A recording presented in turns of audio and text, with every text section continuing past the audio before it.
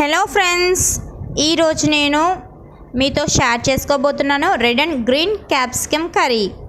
Red capsicum, green capsicum విడివిడిగా మనం ఎప్పుడు కుక్ చేస్తుంటాం కదండి చాలా వరకు. కాకపోతే రెండు కలిపి కుక్ చేస్తే ఎలా ఉంటుంది టేస్ట్ అని ట్రై చేస్తున్నాం అనమాట. చాలా బాగా కుదిరింది కర్రీ, అయితే చాలా బాగుంది కూడా. మీరు కూడా మీ ఇంట్లో ట్రై చేయండి.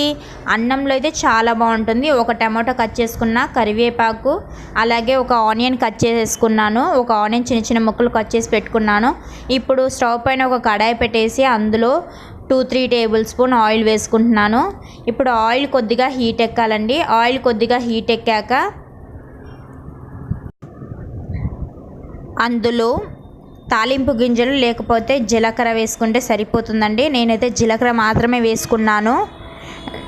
ఇప్పుడు జీలకర్ర వేసుకున్న తర్వాత కొద్దిగా చిటపట అనే టైంలో చిన్నగా కట్ చేసి పెట్టుకున్న ఆనియన్స్ ఉన్నాయి కదండి, ఆ ఆనియన్స్ వేసుకోవాలన్నమాట.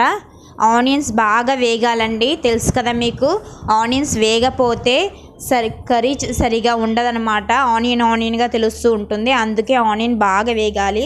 దాని తర్వాత నేను ఇంకా కరివేపాకు వేసుకున్నాను. ఇప్పుడు బాగా కలుపుతున్నాను అనమాట ఆనియన్స్ని. ఇంకా దాని నెక్స్ట్ అల్లం వెల్లుల్లి పేస్ట్ ఇప్పుడే ఫ్రెష్గా రుబ్బుకున్నానండి. ఇంకా అల్లం వెల్లుల్లి పేస్ట్ కూడా వేసేసుకున్నాను. అందులో అల్లం వెల్లుల్లి పేస్ట్ కొద్దిగా ఫ్రై అయ్యాక అందులో చిన్నగా కట్ చేసి పెట్టుకున్న టమాటో ముక్కలు ఉన్నాయి కదండి, అందులో వేసేసుకున్నాను అన్నమాట. ఇప్పుడు బాగా కలుపుతున్నాను. టమాటోలు కొద్దిగా మగ్గాలండి. సో టమాటోలు మగ్గే వరకు మనం వెయిట్ చేద్దాం. నా ఛానల్ కనుక మీరు ఫస్ట్ టైం చూస్తున్నట్లయితే ప్లీజ్ నా ఛానల్ని సబ్స్క్రైబ్ చేసుకోండి. కింద ఉన్న బెల్ని క్లిక్ చేయండి, అలాగే లైక్ చేయండి, కింద కమెంట్ చేయండి, మీ ఫ్రెండ్స్తో షేర్ చేయండి. ఇప్పుడు టమాటో కొద్దిగా మగ్గిందండి. ఇప్పుడు మనం కట్ చేసి పెట్టుకున్న క్యాప్సికమ్స్ ఉన్నాయి కదండి, గ్రీన్ అండ్ రెడ్, ఆ రెండు నేను కలిపి వేసేస్తున్నాను అన్నమాట. ఇంకా చూడండి వేసేసాను.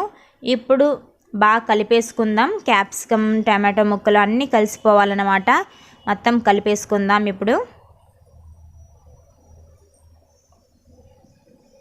చాలా బాగుందండి కర్రీ మాత్రం. చూసారు కదండి. ఇప్పుడు సాల్ట్ వేసుకుంటున్నాను. సాల్ట్ వేసుకుంటే మనం వేసిన క్యాప్సికమ్ తొందరగా ఉడికిపోతుందన్నమాట, మగ్గుతుందన్నమాట. అందుకే మనం సాల్ట్ వేసుకుంటున్నాం. సాల్ట్ వేసి బాగా కలిపెట్టేసాను. ఇప్పుడు నెక్స్ట్ కొద్దిగా మగ్గిందండి క్యాప్సికమ్ ముక్కలు. చూసారు కదా, నేను ఆల్మోస్ట్ ఈ కడాయి ఫుల్గా వేసానండి. క్యాప్సికమ్ పావువంతు వచ్చేసింది మన కర్రీ. చూసారంటే మీకే తెలుస్తుంది. ఇప్పుడు బాగా మగ్గిపోయింది. జూమ్ పెట్టాను చూడండి.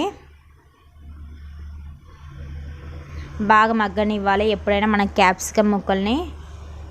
తెలుస్తుందండి, కింద మాడిపోతుంది. సో మన క్యాప్సికమ్ ముక్కలు రెడీ అయిపోయింది. ఇప్పుడు ఇందులో మనం పసుపు వేసుకుంటున్నాం. 1/2 టేబుల్ స్పూన్ పసుపు వేసుకోవాలి. అలాగే అందులోనే కారం కూడా వేసుకుంటున్నానండి. 1 టేబుల్ స్పూన్ కారం వేసుకున్నాను. బాగా మిక్స్ చేసేసాను అన్నమాట. ఇప్పుడు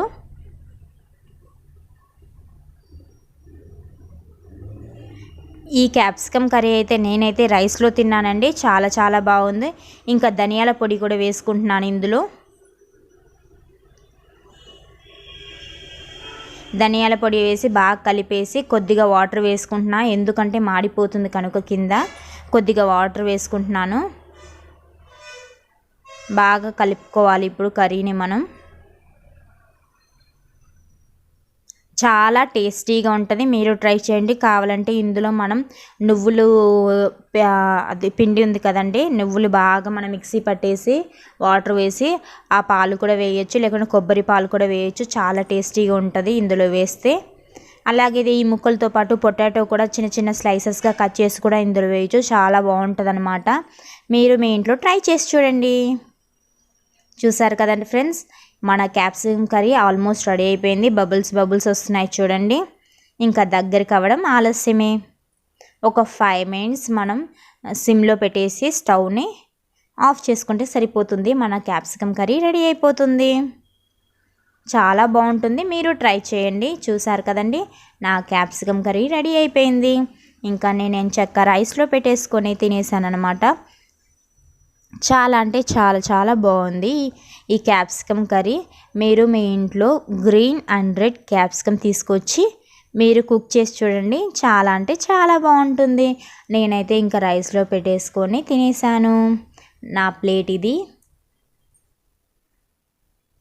థ్యాంక్ యూ ఫ్రెండ్స్.